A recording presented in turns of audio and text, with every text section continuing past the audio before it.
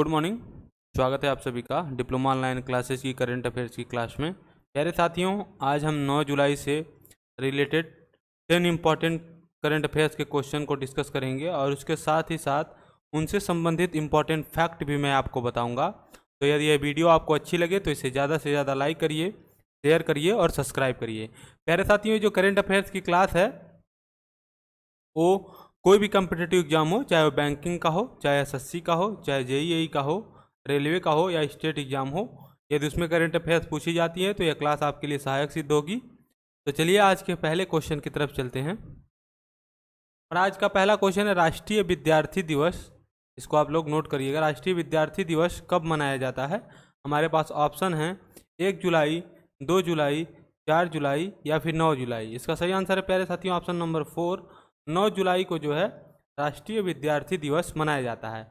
अब ये किसके जन्मदिन के उपलक्ष्य में मनाया जाता है यह आप लोग कमेंट बॉक्स में बताएंगे। जैसा कि हम लोग जानते हैं, मैं बता देता हूँ ऑप्शन में ही, 1 जुलाई को जो है जीएसटी डे होता है, ठीक, राष्ट्रीय चार्टर्ड अकाउंटेंट दिवस भी होता है और राष्ट्रीय डॉक्टर डे मनाया जाता है। ये 3 दिवस 1 जुलाई को, 2 जुलाई को विश्व यूएफओ दिवस, 4 जुलाई को अमेरिकी स्वतंत्रता दिवस मनाया जाता है और साथ ही साथ स्वामी विवेकानंद की जो है पुण्यतिथि भी मनाई जाती है, स्वामी विवेकानंद। प्यारे साथियों, इसी प्रकार हम लोग जो है अपने ऑप्शन को भी डिस्कस करते हैं जो आपकी परीक्षा के लिए बहुत ही इम्पोर्टेंट सिद्ध होगा। तो चलिए नेक्स्ट क्वेश्चन की तरफ चलते हैं। हमारा दूसरा क्वेश्चन है और ये हो सकता है परीक्षाओं में पूछा भी जाए, बहुत बार इम्पॉर्टेंट है, इसको आप लोग इम्पॉर्टेंट में मार्क करिएगा। हाल ही में शिंजो अबे जी का निधन हो गया, वो किस देश के पूर्व प्रधानमंत्री थे। हमारे पास ऑप्शन है जापान, चाइना, इंडोनेशिया या फिर दक्षिण कोरिया। इसका सही आंसर है प्यारे साथियों जापान के ये मुख्यमंत्री थे और हाल ही में चुनाव प्रचार के दौरान इनकी गोली मारकर हत्या कर दी गई है।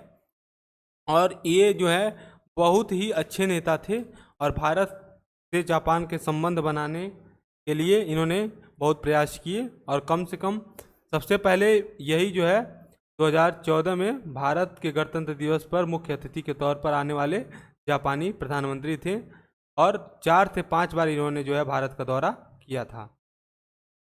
चलिए नेक्स्ट क्वेश्चन की तरफ चलते हैं। उससे पहले जापान के बारे में कुछ देख लेते हैं। जापान की राजधानी, 2 चीज़ें बस आपको याद रखनी है प्रेजेंट टाइम में। जो जापान की राजधानी है वो टोक्यो है, ठीक है, और यहाँ के जो प्रधानमंत्री हैं फूमियो किशिदा हैं। आप लोग इसको ठीक से याद करिएगा, किशिदा कहाँ हैं, टोको मत किशिदो, ठीक है। ये जापान के बारे में हो गया। जापान खा के आ और मैं तुमको टोकूंगा नहीं, तुम मुझको किस देना, ठीक है। चलिए नेक्स्ट क्वेश्चन की तरफ चलते हैं। हाल ही में जो है किस देश के प्रधानमंत्री ने अपने पद से इस्तीफा दे दिया है। हमारे पास ऑप्शन है ब्रिटेन, चाइना, फ्रांस या फिर अमेरिका। इसका सही आंसर है प्यारे साथियों ब्रिटेन के जो है प्रधानमंत्री बोरिस जॉनसन ने अपने पद से इस्तीफा दे दिया है, ठीक है, बोरिस जॉनसन। चलिए नेक्स्ट क्वेश्चन की तरफ चलते हैं। हमारा अगला क्वेश्चन है हाल ही में CII के नए कार्यवाहक अध्यक्ष कौन नियुक्त किए गए हैं। हमारे पास ऑप्शन है अमिताभ कांत, परितोष त्रिपाठी, R दिनेश या इनमें से कोई नहीं। तो जो कार्यकारी अध्यक्ष हैं CII के वह जो है R दिनेश जी बने हैं और परितोष त्रिपाठी को अभी मैंने कल की क्लास में बताया था कि ये क्या बने। आप लोग कमेंट बॉक्स में इसका आंसर दीजिएगा। अमिताभ कांत नए शेरपा बने हैं, G20 के नए शेरपा नियुक्त किए गए हैं जो पहले नीति आयोग के CEO थे, नीति आयोग के CEO थे। इसको आप लोग याद करिएगा। वर्तमान में परमेश्वरन अय्यर जो है नीति आयोग के, परमेश्वरन अय्यर नीति आयोग के CEO हैं, ठीक है, परमेश्वरन अय्यर, आप लोग इसको याद रखिएगा। तो चलिए CII के बारे में कुछ देख लेते हैं। जो इसके अध्यक्ष थे आज से पहले वो संजीव बजाज जी थे। इनका नाम आप लोग याद रखिएगा कि कार्यवाहक अध्यक्ष बनने से पहले कौन थे, संजीव बजाज। इसका मुख्यालय नई दिल्ली में है और स्थापना 1895 में की गई थी, ठीक है। अब चलिए नेक्स्ट क्वेश्चन की तरफ चलते हैं। स्वनिधि महोत्सव का शुभारंभ किस मंत्री ने किया है। हमारे पास ऑप्शन है आवास एवं शहरी विकास मंत्री, रक्षा मंत्री, इस्पात मंत्री या फिर रेलवे मंत्री। यहाँ मंत्री अलग होना चाहिए, ठीक है। इसका सही आंसर है प्यारे साथियों आवास एवं शहरी विकास मंत्री हरदीप सिंह पुरी हैं। कौन है, हरदीप सिंह पुरी हैं, उन्होंने जो है स्वनिधि महोत्सव का उद्घाटन किया है। अब स्वनिधि महोत्सव यहाँ पे आया है चर्चा में, तो इसके बारे में मैं आपको कुछ बताता हूँ। स्वनिधि महोत्सव या स्वनिधि एक योजना थी जो 2020 में लाई गई थी, जिसके अंतर्गत जो रेहड़ी और पटरी वाले हैं उनको 10,000 रुपये का सरकार लोन दे रही थी। अब कोरोना के टाइम में जो है इनकी जो व्यवस्था थी वो चरमरा गई थी, इसलिए 10,000 रुपये का इन्हें लोन दिया जा रहा था। यही थी स्वनिधि योजना, जो बहुत ही पॉपुलर रही थी। आप लोग इसको जरूर लर्न करिएगा, ये आपके किसी न किसी परीक्षा में अवश्य पूछा जाएगा। रक्षा मंत्री आप लोग जानते ही हैं, राजनाथ सिंह जी हैं। इस्पात मंत्री, ठीक है, 2 बार इस्पात लिखा गया है गलती से। इस्पात मंत्री हाल ही में बने हैं ज्योति आदित्यनाथ सिंधिया। रेलवे मंत्री अश्वनी वैष्णव जी हैं, ठीक है। ये सारी चीज़ें आप लोग याद रखिएगा। और हाल ही में जो है अल्पसंख्यक समुदाय के जो मंत्री हैं वो कौन बनी हैं? स्मृति ईरानी बनी हैं, अल्पसंख्यक मामलों की मंत्री बनी है, ठीक है। ये सारी चीज़ें आप लोग कॉपी में नोट डाउन करेंगे और आप एक बार देखेंगे तो आपको बहुत सारी चीज़ें याद रह जाएंगी। स्वनिधि योजना को आप लोग जरूर ध्यान में रखिएगा। चलिए नेक्स्ट क्वेश्चन की तरफ चलते हैं। हमारा अगला क्वेश्चन है, हाल ही में भारत की तरफ से कौन ब्रिक्स के संचार मंत्रियों की बैठक में जो है हिस्सा ले रहे हैं? हमारे पास ऑप्शन है अश्वनी वैष्णव, राजनाथ सिंह, नरेंद्र मोदी या स्मृति ईरानी। इसका सही आंसर है अश्वनी वैष्णव जो है यही ब्रिक्स के संचार मंत्रियों की बैठक में हिस्सा लेंगे। ये हमारे रेलवे मंत्री भी हैं।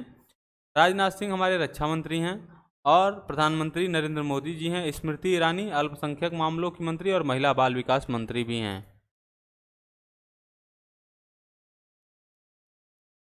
अब बात आई है ब्रिक्स की, तो ब्रिक्स के बारे में देख लेते हैं। ब्रिक्स में 5 देश ब्राज़ील, रसिया, इंडिया, चाइना और साउथ अफ्रीका, ये 5 देश जो है शामिल हैं। और हाल ही में 2 देश ईरान और अर्जेंटीना ने इसमें अप्लाई भी किया है, ठीक है, कि उन्हें भी ब्रिक्स में शामिल किया जाए। चलिए नेक्स्ट क्वेश्चन की तरफ चलते हैं। ब्रिक्स के बारे में आप बताएंगे कि इसकी स्थापना कब की गई थी, और इसमें लास्ट जुड़ने वाला जो देश है मैं बता देता हूँ, साउथ अफ्रीका था, ठीक है। साउथ अफ्रीका इसमें लास्ट रूप से जुड़ने वाला देश था। हाल ही में भारत को कितने वर्षों के लिए यूनेस्को की अंतर सरकारी समिति में शामिल किया गया है? यूनेस्को क्या है इसके बारे में भी बताऊंगा। तो सबसे पहले इस क्वेश्चन का आंसर देख लेते हैं। हमारे पास ऑप्शन है 4 वर्ष, 5 वर्ष, 6 वर्ष या फिर 2 वर्ष। इसका सही आंसर है प्यारे साथियों ऑप्शन नंबर 1, 4 वर्ष के लिए यूनेस्को की अंतर सरकारी समिति में भारत को शामिल किया गया है। अब बात आई है यूनेस्को की, तो यूनेस्को के बारे में देख लेते हैं। यूनेस्को का जो मुख्यालय है वो पेरिस फ्रांस में है। कहाँ? पेरिस फ्रांस में है। महानिदेशक वर्तमान में ऑड्रे अजोले हैं। इसको आप लोग याद रखिएगा, बहुत बार परीक्षा में पूछा गया था। और स्थापना इसकी जो है 16 नवंबर 1945 को की गई थी, ठीक है। यह जो है यूनाइटेड नेशन का ही एक भाग है और यह जो विश्व विरासत स्थल के रूप में यही मान्यता देता है, यूनेस्को ही। अब चलिए अपने नेक्स्ट क्वेश्चन की तरफ चलते हैं। हाल ही में अमित शाह द्वारा स्टैचू ऑफ पीस का अनावरण किस प्रदेश केंद्र शासित प्रदेश में किया गया है? हमारे पास ऑप्शन है जम्मू कश्मीर, मध्य प्रदेश, आंध्र प्रदेश या फिर तमिलनाडु। इसका सही आंसर है प्यारे साथियों ऑप्शन नंबर 1, जम्मू कश्मीर में जो है अमित शाह जो हमारे केंद्रीय गृह मंत्री हैं उन्होंने स्टैचू ऑफ पीस का उद्घाटन किया है। यह जो है स्टैचू ऑफ पीस किसकी है आप बताएंगे, ये मैं पहले कमेंट बॉक्स में आप इसके बारे में बताएंगे, ठीक है। इसका अनावरण कहाँ किया गया है? जम्मू कश्मीर में। अब जम्मू कश्मीर की बात आई है तो मैं इसके बारे में आपको बता देता हूँ। जम्मू कश्मीर के जो उपराज्यपाल हैं वर्तमान में वो मनोज सिन्हा जी हैं, ठीक। यहाँ के मुख्यमंत्री का पद अभी खाली है। विधानसभा की 114 सीटें हैं, राज्यसभा की यहाँ 4 सीटें और लोकसभा की 5 सीट। आप लोग इसको याद रखिएगा क्योंकि जम्मू कश्मीर बहुत ही ज़्यादा चर्चा में बना रहता है। अब चलिए नेक्स्ट क्वेश्चन की तरफ चलते हैं। हाल ही में किस प्रदेश द्वारा इलेक्ट्रिक वाहन नीति की घोषणा की गई है? हमारे पास ऑप्शन है छत्तीसगढ़, उत्तर प्रदेश, मध्य प्रदेश या पंजाब। तो प्यारे साथियों हाल ही में जो है छत्तीसगढ़ राज्य ने इलेक्ट्रिक वाहन नीति की घोषणा की है, ठीक है। अब बात आई है छत्तीसगढ़ की, तो इसके बारे में देख लेते हैं। छत्तीसगढ़ की जो राज्यपाल हैं अनुसुईया उइके जी हैं, अनुसुईया उइके। मुख्यमंत्री भूपेश बघेल जी हैं, कांग्रेस पार्टी से हैं ये, ठीक है। विधानमंडल की 90 सीटें, राज्यसभा की 5, लोकसभा की 11 सीटें और इसका जो उच्च न्यायालय है बिलासपुर छत्तीसगढ़ में स्थित है। इसको आप लोग याद रखिएगा, बहुत बार परीक्षाओं में पूछा जाता है किसी प्रदेश का जो उच्च न्यायालय है वो उस किस शहर में उसके स्थित है। ठीक है, आज के लास्ट क्वेश्चन की तरफ चलते हैं। Merchant research society of India के नए अध्यक्ष कौन बने हैं? मनीष मखिजानी, विवेक अरोड़ा, दिनेश गुप्ता या इनमें से कोई नहीं। इसका सही आंसर है प्यारे साथियों मनीष मखिजानी जो है market research society of India के नए अध्यक्ष बन गए हैं। बहुत ही इंपॉर्टेंट क्वेश्चन है, ये आप लोग याद रखिएगा। तो चलिए एक बार पूरी तरीके से तो फिर से रिवाइज कर लेते हैं। तो अभी मैंने आपको बताया कि market research society of India के नए अध्यक्ष मनीष मखिजानी जी बने हैं। नई जो है वाहन नीति हाल ही में छत्तीसगढ़ सरकार ने घोषित की है। ठीक है, और स्टैचू ऑफ पीस का अनावरण माननीय गृह मंत्री अमित शाह जी द्वारा जम्मू कश्मीर में किया गया है। यूनेस्को की अंतर सरकारी समिति में 4 वर्ष के लिए भारत को शामिल किया गया है। हाल ही में भारत की तरफ से ब्रिक्स के संचार मंत्रियों की बैठक में हिस्सा अश्विनी वैष्णव जी ले रहे हैं। स्वनिधि महोत्सव का शुभारंभ आवास एवं शहरी विकास मंत्री हरदीप सिंह पुरी जी ने किया है। सीआईआई के नए कार्यवाहक अध्यक्ष आर दिनेश को नियुक्त किया गया है। हाल ही में जो है ब्रिटेन के प्रधानमंत्री ने अपने पद से इस्तीफा दे दिया है। और शिंजो आबे जी का हाल ही में निधन हो गया, जो जापान के पूर्व प्रधानमंत्री थे।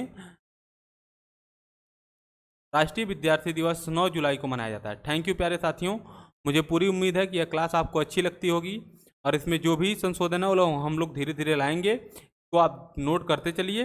यह क्लास एक दिन सबसे बेटर करेंट अफेयर्स की क्लास होगी। Thank you.